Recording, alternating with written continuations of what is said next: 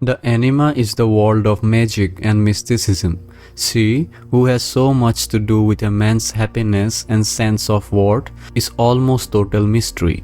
She delights and puzzles and pains a man, and he has so little comprehension of this magical interior world. Carl Jung chose the term anima because it is her chief characteristics that she animates and gives life. She has been called muse, poetic voice, guide, etc. All virtue and inspiration seem to lie in her gentle hands. She carries a man's soul and is the mistress of his inner world.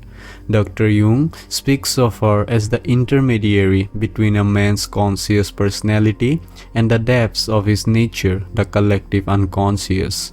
She is the inspirer, the bearer of poetry, the guide through the underworld, the essence of encouragement, and most importantly, she is the carrier of meaning.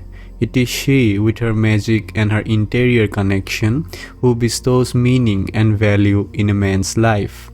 Masculine and feminine are but two sides of the same hunger for completeness and the religious experience of ecstasy and wholeness. A man's hunger for that numinous experience of femininity that would complete his one-sided masculinity takes him into the realm of softness, warmth, gentleness, which is so intriguing and baffling to him. More than anything else, he hungers for validation of his masculine world. Only a feminine value will give this validation. Nothing is so sweet to a man as to find that gift of meaning, the validation of what he is and does.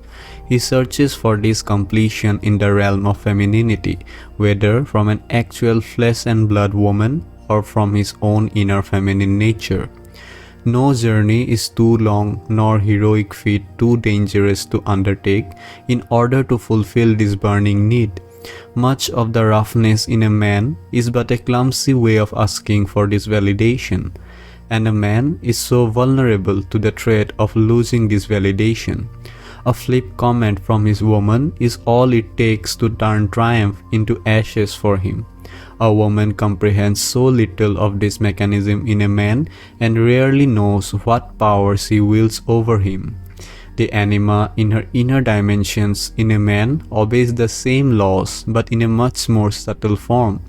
In this realm, a man lives at the mercy of his moods, which are his feminine side lived inwardly, and the nod of approval or the withholding of the flow of life itself by his inner woman has the same effect on him as in its outer form. A man in a bad mood is as incapacitated as one whose outer world has been dashed to pieces by the failure of his outer anima relationship. A man wounded by his lady fair, inner or outer, finds his energy incapacitated, for it is she who is the mistress of his power and strength. It must be argued that the anima is a completely interior experience for a man. But the anima is so strong that it seems impossible for a man to understand her directly in the first part of his life, and he has to assign her reality to some projection, generally onto a real woman, before he can comprehend the profoundly religious experience she brings to him.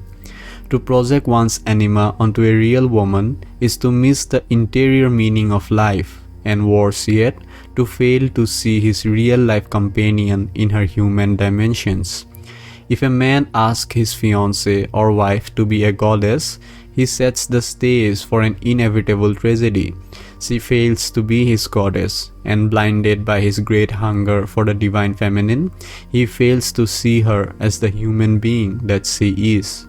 There are two great treasures in a man's life, his wife and his interior anima. These are of equal reality, but they have a terrible way of obscuring each other.